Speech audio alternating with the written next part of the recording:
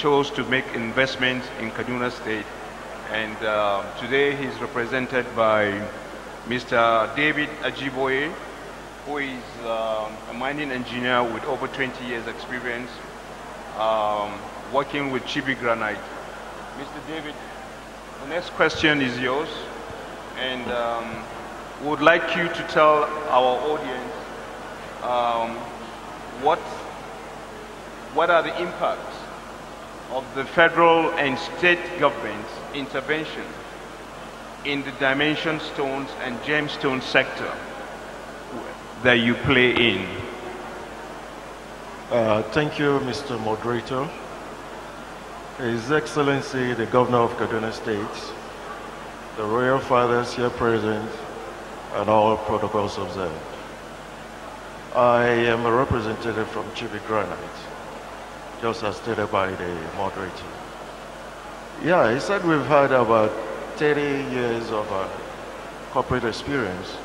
Well, one thing he failed to state is that we are the pioneers when it comes to dimension stone business in Nigeria. Over 30 years experience in the industry, we have come across a lot of obstacles in our business.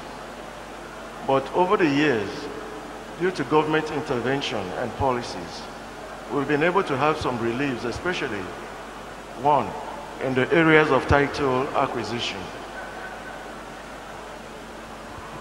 Okay. Sometimes in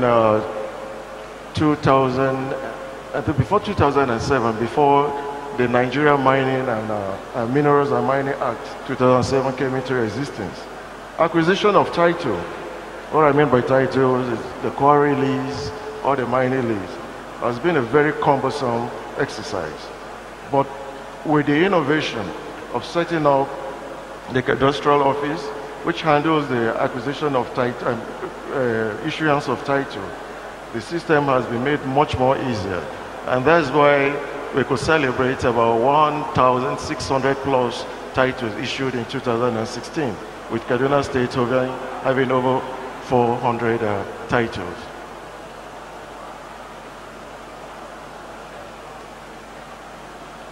Yeah, in 2009, under the Sustainable Management of Mineral Resources project, a program was organized with some Italian experts as consultants to train people in capacity building in the dimension stone industry. This training, our quarry, was chosen as one of the training grounds, and we really appreciate the efforts of the federal government, because it helped in building capacity amongst our quarry masters. Yeah, bearing in mind, we also want to appreciate the government also for banning the importation of ceramic tiles, which is a close substitute to granite.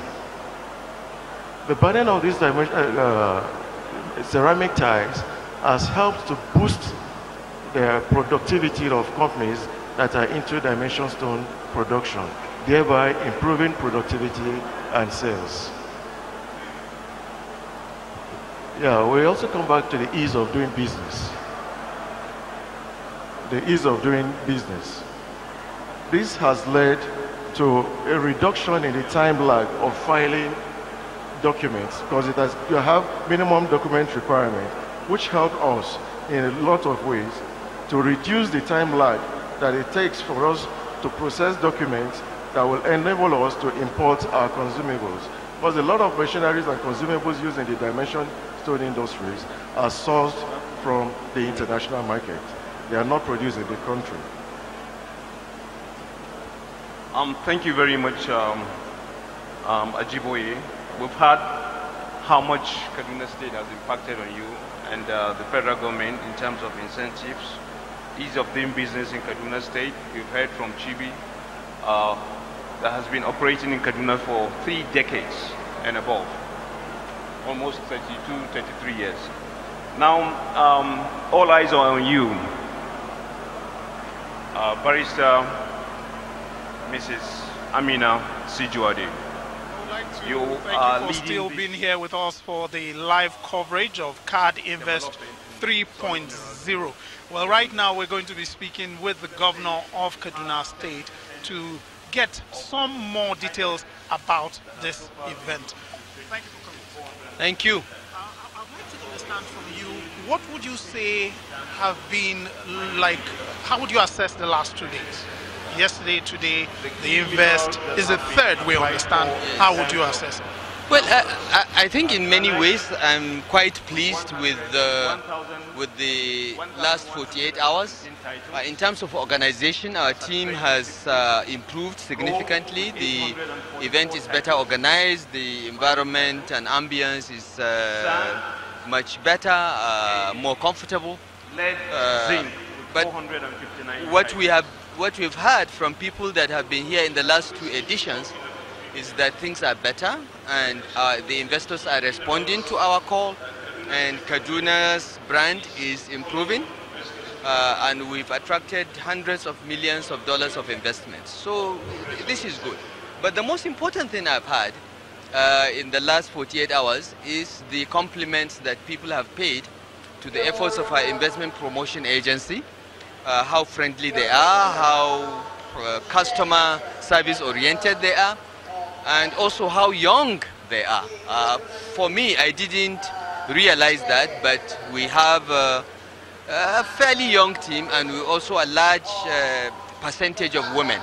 This to me was something that we've consciously achieved without thinking about it, but this is what we've had. So we're very happy with the last 2 days. Now, I ask myself, yesterday, today, so many good things to speak about, so many achievements, it appears. There must be some way to get better.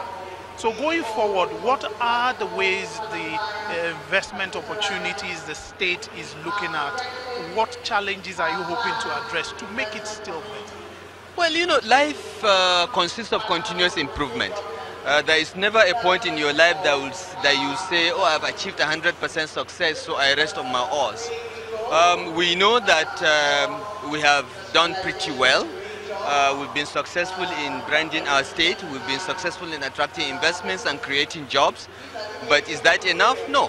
We don't have enough jobs. We don't have enough investments. We are not adequately prepared for the future. The world is changing, and I'm not sure we are adequately prepared for the future. We've trained our young people for today's jobs, but I'm not sure we're training them for tomorrow's jobs. So that's one key area where we need expertise to think through what's going to happen in the next 10-20 years and begin to develop skills and educational programs to prepare our young people for the future. So that's one key area of improvement. Do we have enough young people? Yes, better than most, but are they enough? No. We need to inject more young people. We need to bring more people from outside into government. We need to improve our governance processes. We need to invest more in education, skills building, and healthcare. So we must continuously improve. So we are not taking the success of the last 2 days or even the last 3 years as something that will make us relax. Because the biggest challenge in life is for one to compete against oneself and do even better. So we'll continue to try harder.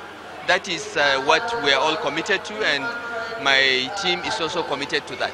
Before you go, what to investors, what will you say, very briefly? Come to Kaduna, you will not regret it. You will make money, you will find friendly people, and a very warm and embracing environment. Thank you. Well, there you have it, the Kaduna State Governor speaking about how much they have been able to do, how much they still hope to do, and inviting investors to come to Kaduna, to come and take part in what appears to be a very, how do you put it, a growing industrial revolution here in Kaduna State. Right now we've heard from the governor. We're going to hear from the some of the people who have taken up, are thinking of taking up some of this role. Please, can you start by introducing yourself? My name is Zachary Jameta, and I'm a partner of KK Ads. And what we are is a company which specializes in transit media advertising.